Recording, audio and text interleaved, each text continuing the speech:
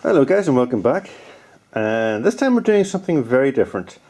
I'm going to take you through the process of changing the brake pads, shoes and disc on the back of a Mercedes C Class. Now, of all the videos I've seen of this job being done, I'll just move you over a little bit, there's a couple of things that everybody has failed to mention. The first is these cars have a brake wear sensor, and that brake wear sensor, if you just start working and pulling the brake caliper apart, you will break it. Yeah, you're going to end up with something like that. This was the one I did on the far side because I forgot about it, so don't forget, these things are really fragile. It may actually be worth your while to have one on standby just in case you need it. So, brake sensor is it only on one side? It may actually only be on one side of this car, I'm not sure. Anyway, the driver's side UK spec, passenger side US spec, you will have a brake sensor, so just watch out for that. So first thing to do is get these pins off. I'll go ahead and take the caliper off first.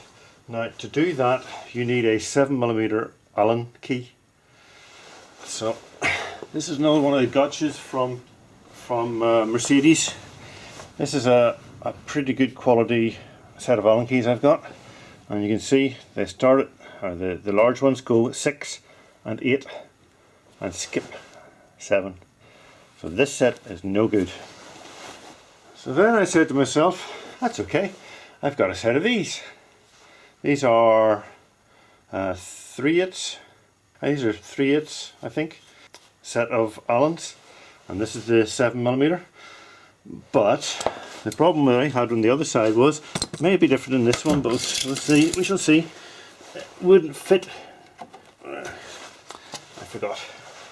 There's a little cap on the backs of these rubber mounts here, so you just take those caps off.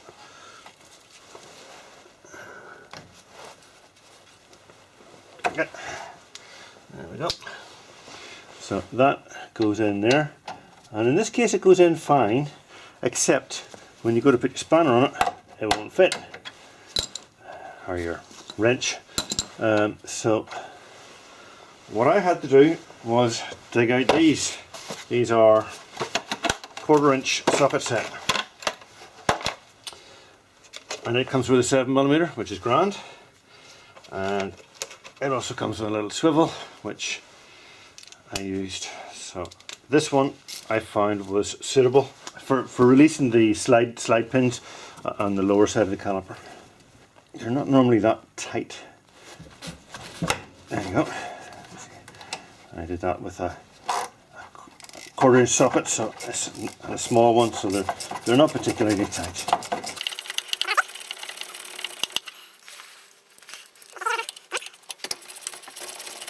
So if you don't have one of those 1/4" sockets, if you're going to do this job, get yourself a 7mm Allen key.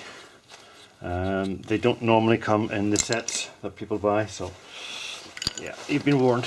So let's just make sure. I want to just double check that we don't have any wires here to break. No, there's none. So we can go ahead and pull that off. That went in nice and easy. That's good, that's all the way in. Right, so then that should just pop off. The inner pad is still on the caliper. It's just held in with springs. Pop it out and rest your caliper somewhere so it doesn't come to any harm. And take off the other one.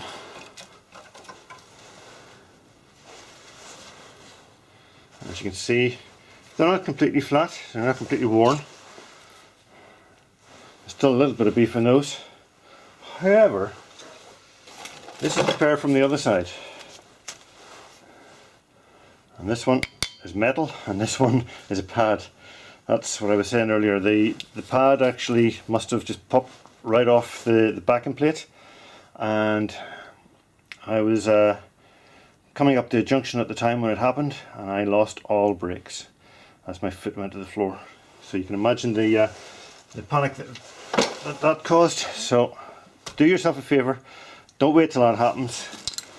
If your car is 10 years old, or even coming up to 10 years old, regardless of the condition of the brake pads, change them. Now what you need is an 18mm spanner on the back, and these bolts will be pretty tight, so get a suitable instrument and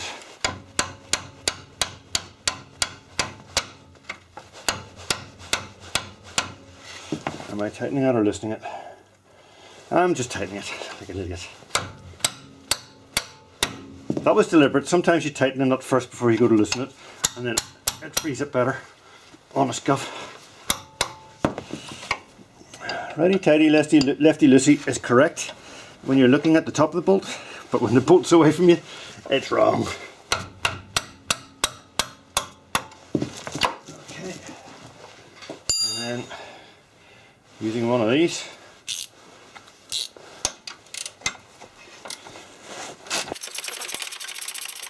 you won't have room in behind there for a socket set, so these are pretty handy if you have one.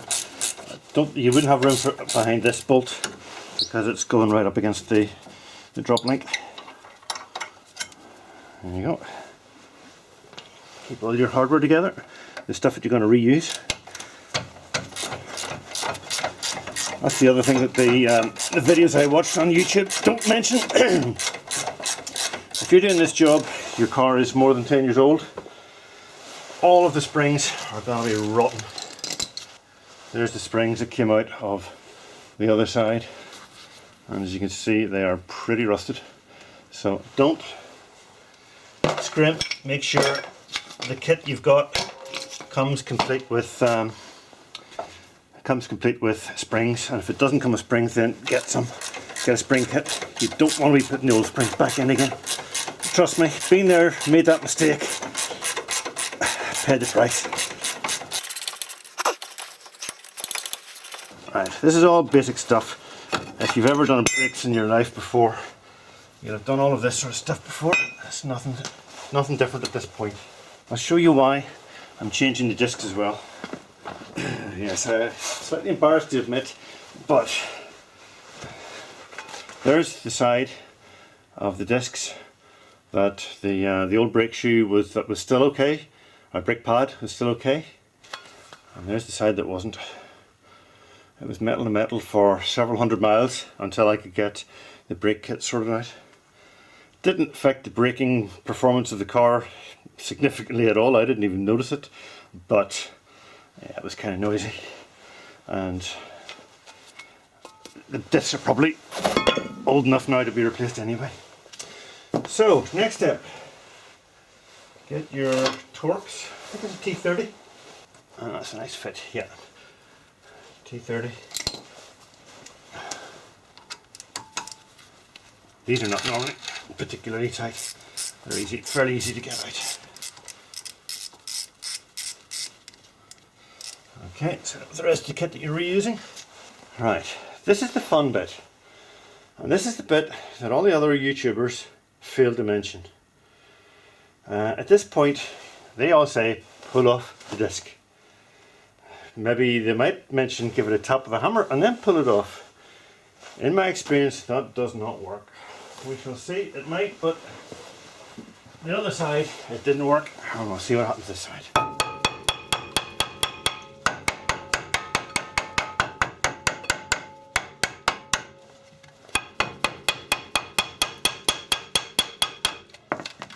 Right, it's kind of loosened.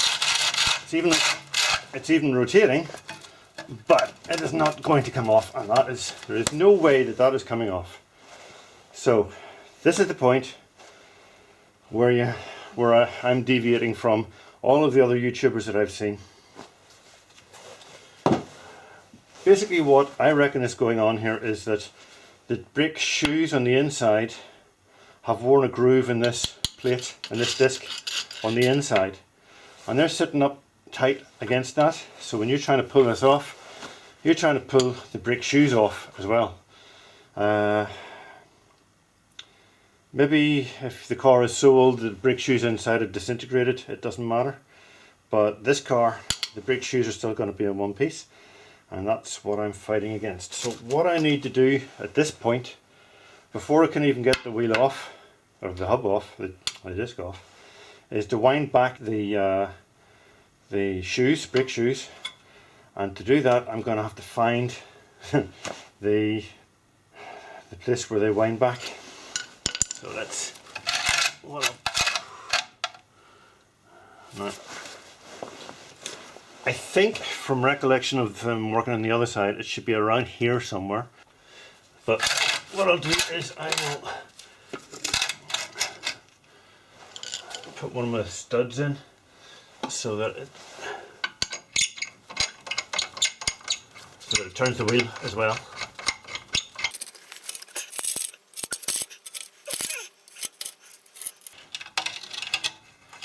Okay, there it is. I have it lined up now. You'll see when we take the top off, you'll see better what it is I'm working at. But there's a little cog, I guess for want of a better term, that you push it one way to tighten them and push it the other way to loosen them. Don't ask me which way is which. Alright, so I think that's working. No. This is the bit that all the other YouTube channels never mention. This is the bit that takes the time. Faffing about like this. Using a torch and trying to figure out what you're doing.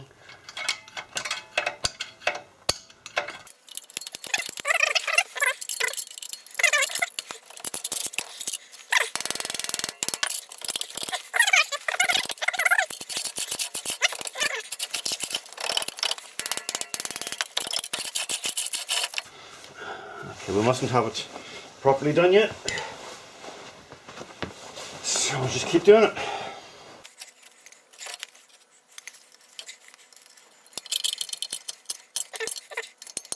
I think it's stopped. Oh, I was going the wrong way. Right, back the other way.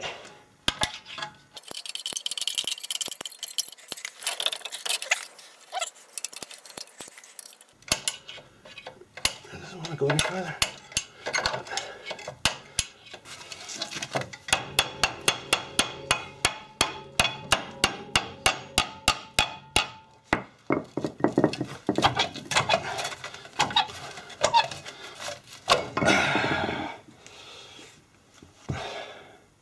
Don't ever let anybody tell you that's an easy job.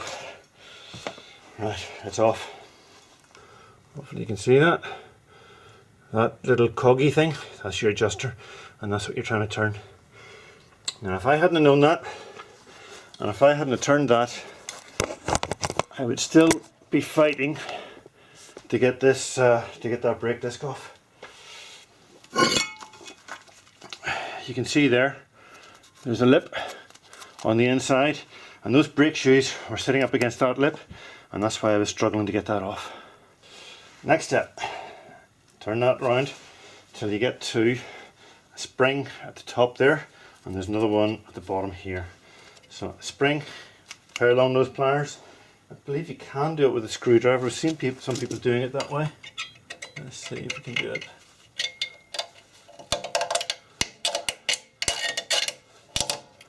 Yeah. Yep, you can do it with a screwdriver. That's what you're working with. It is a, see it there? It is a little clip that goes in, and you turn it around and it hooks onto the backing plate.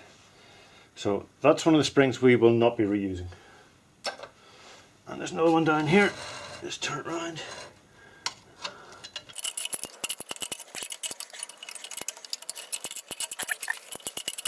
There we go. That's it right.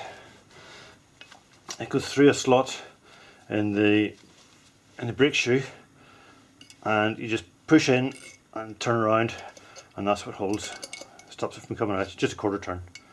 Next step is to take out your adjuster. There's two springs, there's one here and there's another one here, and this one isn't too tight, the back one is a pig, but if you take out the adjuster, that gives you a little bit of slack, so you can get it, you can work with it. I'll just bring it out right here. So let's get the adjuster out.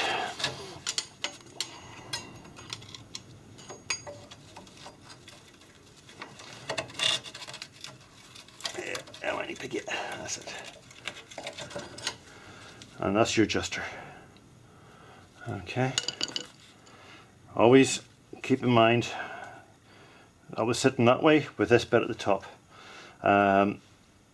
Good idea to take a photograph of this thing before you start, and you'll know exactly what the correct way to put it back in again is. The only issue with that can be a problem is if some numpty's been at it before you and has done work on the brakes and has put it together again wrongly. In that situation, you are in trouble if you just copy what they've done. I know I came across a guy one time that was doing a job on brake shoes, couldn't understand why they continually adjusted themselves loose instead of tight, and it was because the previous person who had worked at it had swapped the adjusters around between the sides of the car. Different type of car, worked in a different way, but if you were to put that in upside down, it would loosen instead of tightening. So make sure you get it right. So that's that done, and we should be able to just, oh no, there's another spring there. I'll take you down and show you. If you look in there, there's a spring just there. Now that spring, if you look carefully, is on the back side of the shoe. So it's a bit awkward. Try and get the light up. See, it's actually behind the shoe. You can see better there.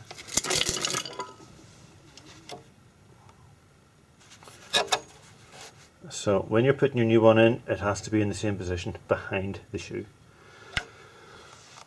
This side is where the bigger spring is, and it's where the lever mechanism is for when you pull your handbrake on or press your parking brake. There's a lever there, and we're going to work at that in a few minutes. But let's get this shoe off. The springs are now relatively loose. You can move them around, so it's just a matter of popping the spring out. It shouldn't be too hard. There we go, that's it out. And there's your small spring.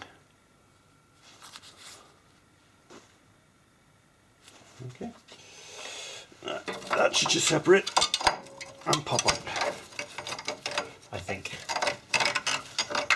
What's somebody doing that? Yeah, the adjuster's getting in the way. Okay, it's not going to be as easy as that.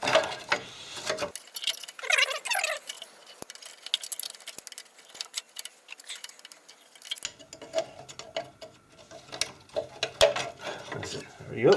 Sometimes two screwdrivers do it, sort of out. So, those are your old brake shoes, and always be careful to put them back in the way you took them out. Right, at this point you need to start cleaning things. There's a ton of dust on the top there, you need to clean that all off, and I'm going to use a wire brush to do that.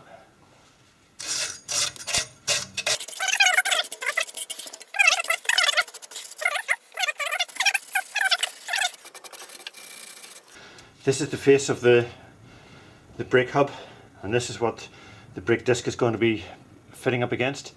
This needs to be perfectly flat. Any wee bumps or lumps or bits of dirt here will leave you with a wobbly wheel.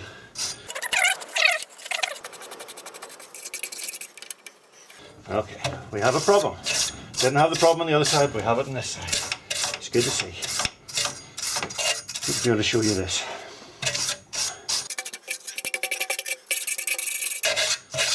Give the back of it a good rub with the wire brush. There's high points here on the backing plate. There's several of the high points, and that's where the brake shoes rest up against.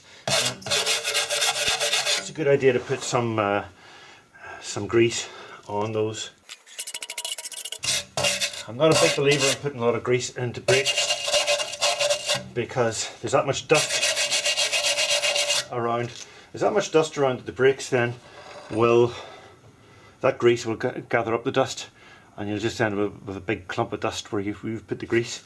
But there's some places where it's advisable. But before we get that far, we're going to have to release the braking mechanism. I'll show you what I mean in a second. Hopefully you can see what I'm working at now. This is the lever mechanism, which is the bit that gives you your braking when you put your, in my case it's an automatic car, so when you put your foot in the parking brake or if you pull on the handbrake. And this is supposed to be moving freely, and right now it's not moving at all, so that's a problem. And we're going to have to free this up, and if I can get it right, that is. They're not easy to get these things out.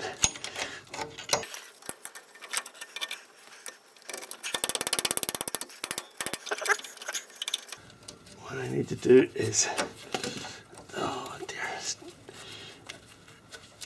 it's seized solid. I need to spray it with something.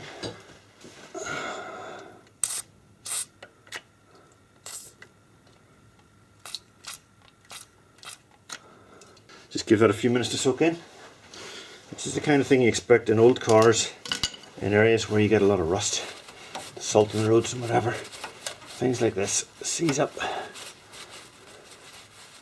It's just normal.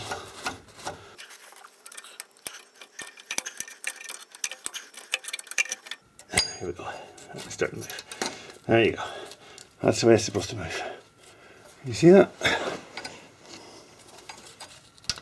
That's meant to pivot there, nice and freely, and it's not free at all, but it'll free up. That's one place where it probably does pay to put a little bit of grease in. In my case I'm using copper slip because it's what I have. I guess other greases are available.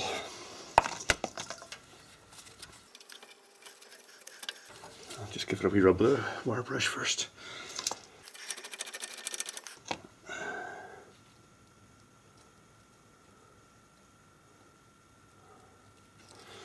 There we go, that should be fine. That's good. Put it back where it was.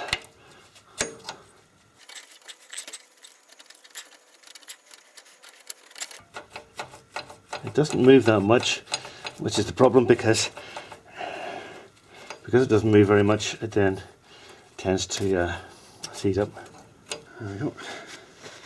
I've lost another 100,000 miles. Okay, so now we've got that all cleaned up. We'll put a bit of copper slip on these upper bits. Don't go over the top with it. Like I said, you don't want grease flying about the inside of this.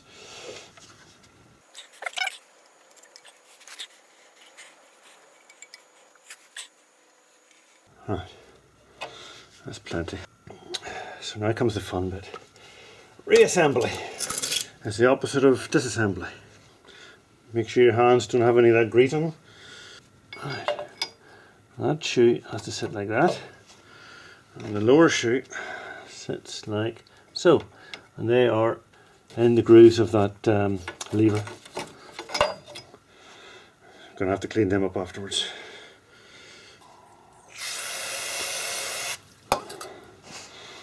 That is why I don't like too much grease about when you're doing this job. What I found when I was doing this the last time, the best way is to start with this. Make sure you can see that. Start with this spring, which, like I said before, goes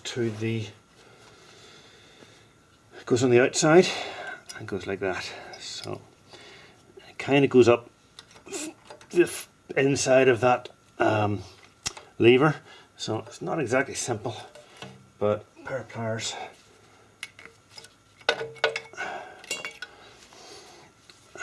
and it can be done.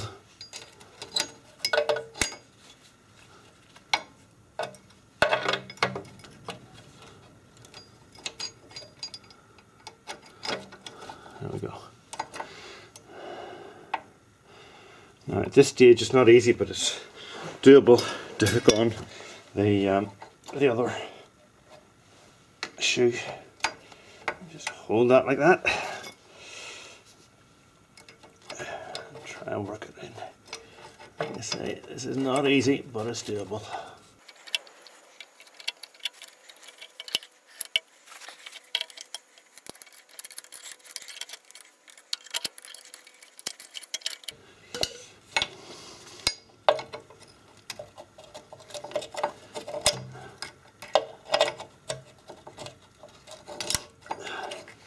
Right, so what I've actually done is it's not resting, it's not seated in the correct place at the moment, so now I'm going to try and spring it into the correct place, just like that. There you go, that's that in. Right. As you can see, I've managed to get grease all over my calipers, which I'm not happy about, but are my shoes, so I will have to clean those off.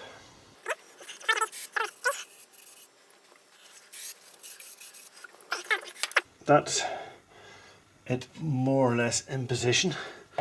Now, you're better to put the small spring on at this point, or at any rate before you try to put in the adjuster, because putting it in after you put in the adjuster is very difficult. And as I said before, it has to go in from behind, so it's a pain of a job. This is where it's much easier if you're standing and working in a workshop. When you're working at home and you're on the floor, it's not quite so easy. So I'll sit in there.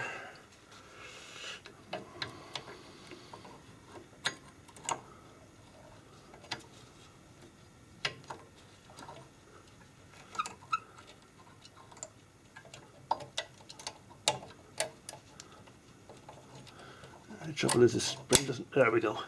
The spring doesn't really want to go in, but that's kind of how you do it. Now we've got the springs in, or at least we've got those two springs in. We'll look at the adjuster. This is your adjuster, and like we said, it goes in like that, but this is the bit that has to, that bottom bit is just it just sits there and turns in it. This is the bit that does the adjusting, and as you can see, it doesn't want to turn. No, there we go. So the way it works is, when you turn that cog, it screws in and out, which pushes the shoes in and out. But that has to turn freely, because if that's jammed, when you put this in there, it will never adjust back to, it'll never auto adjust, it'll just sit there always at whatever it's stuck at, and after a period of time your brakes will become useless. So what we'll do is we'll take this away, we'll take this bit away and give it a proper clean. You can see it's sort of rusting into the top there. Right, it should be a bit cleaner now. A little taste of grease.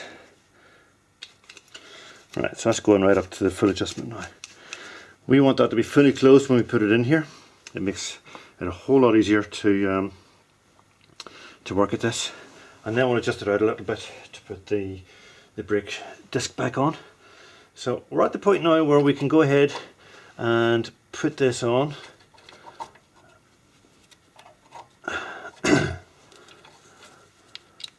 That just sits like that.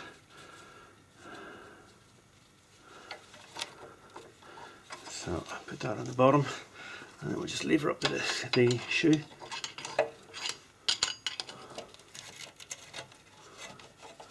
And pop that in. There you go. Simple as that. Done. So now we need to put in the retainer clips, or retainer springs. That's these things. And once again, very simple. I normally use pointy pliers. You can use a screwdriver, whatever works. I'll try it with a screwdriver and see if that's any easier.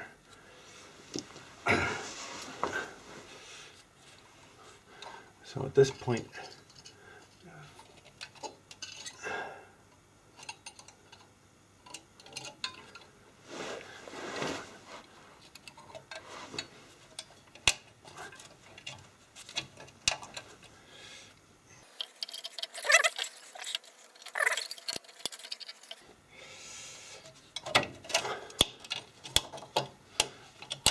there we go, done. That's that one. And then do the same for the bottom one. Is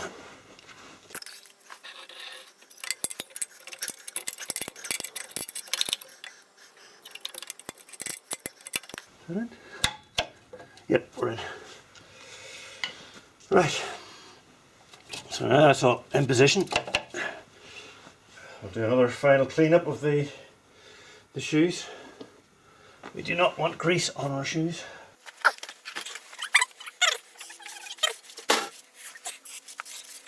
Brake clean on a rag and give them a rub. So that's those fitted, but we're not there yet. What we need to do now is to show you what I'll actually do at this point is show you what you're doing when you're adjusting these brakes. So with the old disc still on, and we were going like that in through that hole and turning, and you see what's happening there.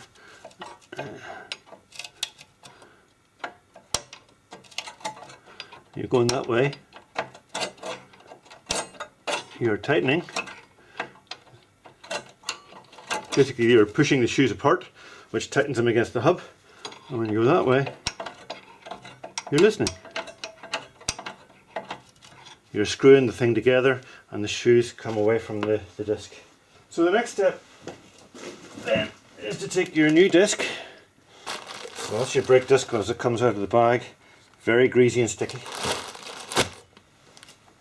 So use copious amounts of this stuff, brake clean.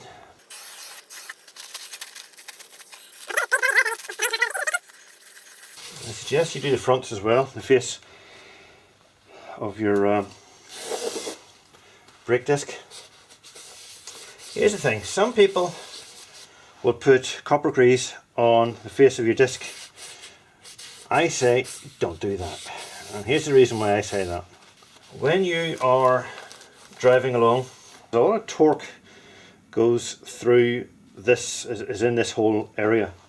Now if everything is clamped together with grease in between, then the only thing that is holding that torque or stopping that torque from ripping these wheels off is your wheel studs.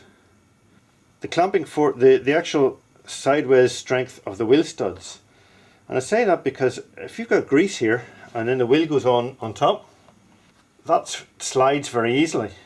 And you clamp your wheel studs, okay, the wheel studs are holding it, but there's very little friction here preventing your wheel from rotating on the hub.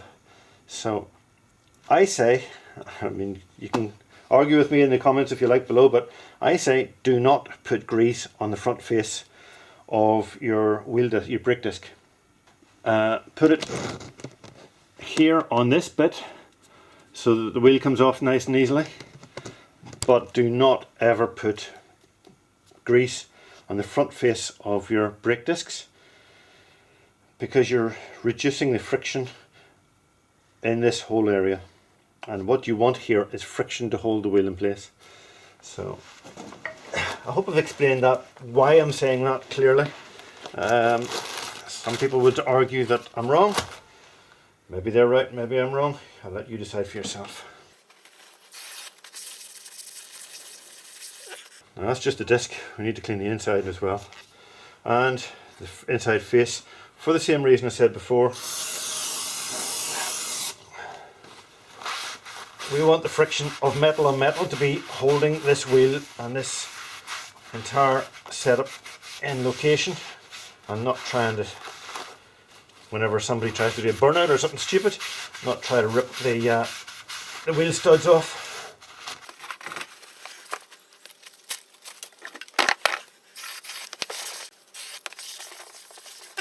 Right, so at this point we should be able to put this wheel on and it should go on reasonably easily. Sometimes you have to relocate the position of the brake shoes, but it should go on reasonably easily.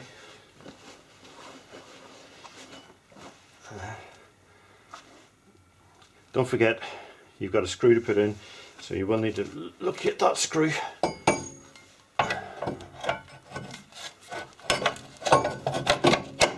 There you go. Now, spinning lovely and freely, but spinning too freely. So what we need to do is, when it's easy, we'll just do it this way. Which is almost that way, wasn't it?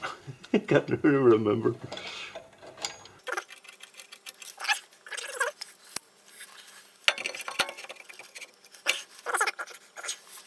So now I'm going to start and adjust it the way I know to adjust a wheel hub.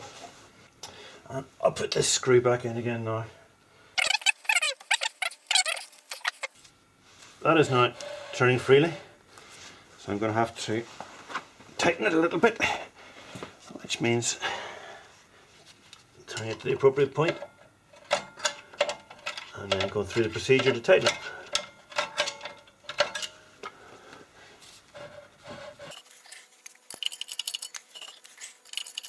If you don't do this, I presume at some stage it'll self-adjust in a year or two, but not anytime soon.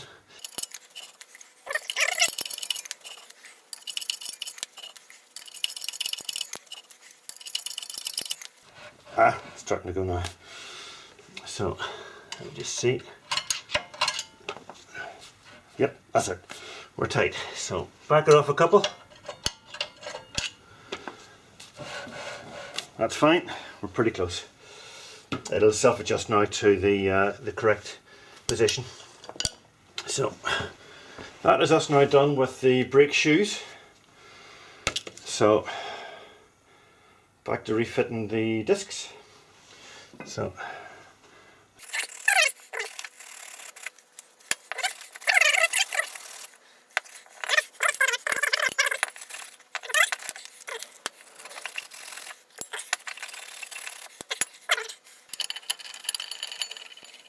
that's where one of these is very, very handy.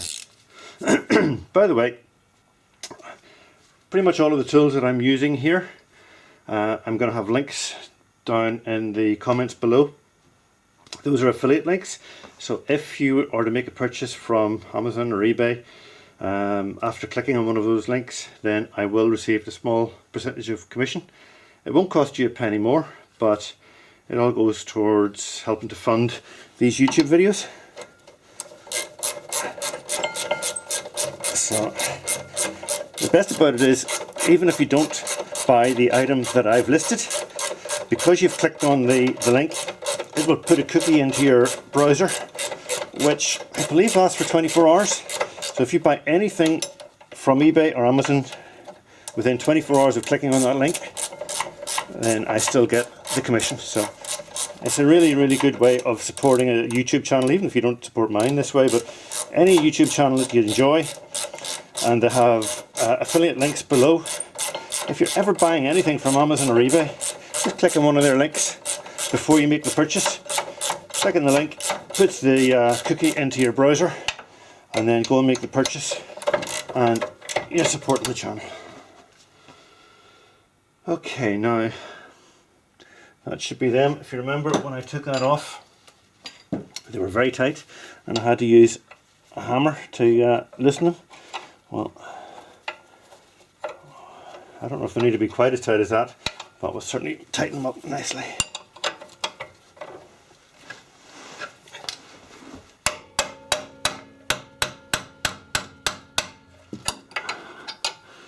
Don't forget, these things are stopping your car, so they do need to be tight.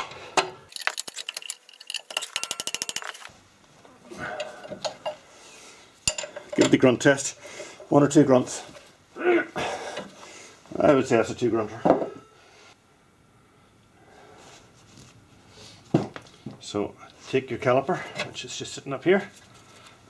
Turn you around so you can see what I'm doing.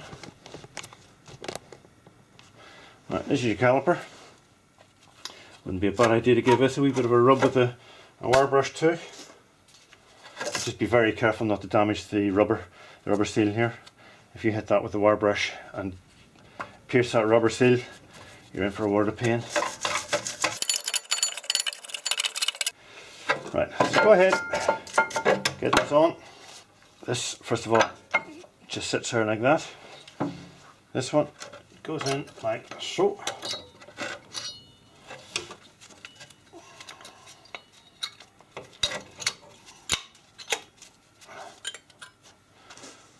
Okay, and it's entirely up to yourself if you want to use caliper grease or whatever grease at this point. Like I said before, I'm not very keen on using grease because I don't like the way that the dust sticks to it. It's a personal preference. If you want to do it, carry on. Probably a good idea at this point to make sure that these are nice and clean, because the caliper slides in and out on these. So make sure these are nice and clean and lubricate them.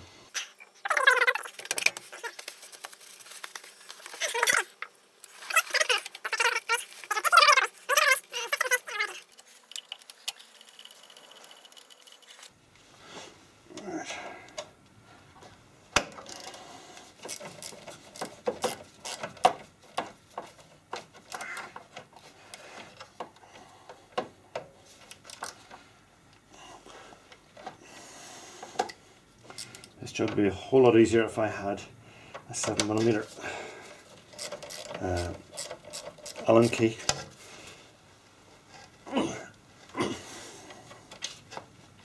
They don't have to be massively tight, is the only good thing about it. Hopefully you can get into it. Yeah, get into it.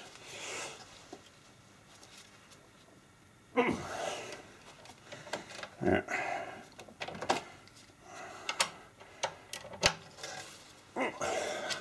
I would call that a one grunter.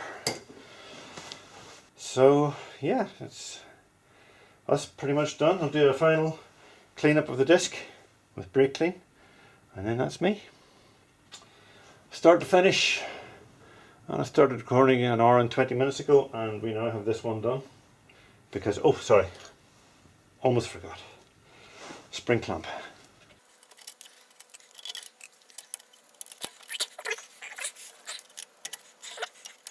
That's it. And last but not least, these two wee caps go over the rubber things at the back and keeps your sliders nice and clean. So they're kind of important. So there you go guys, that is the start to finish replacement of brake discs, pads and inside shoes. And like I said before, at this point, if you want to put a little bit of copper slip or something on there to stop your wheels from jamming on at a later time, that's fine. I would not recommend you put copper slip on there. This car has 170 horsepower.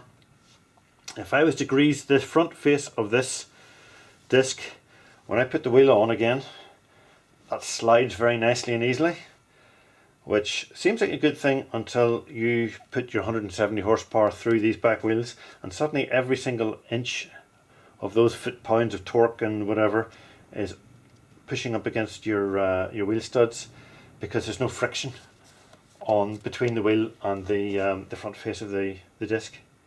So it's up to yourself. Some people say put copper grease on there. I say don't, and that's my reason for it.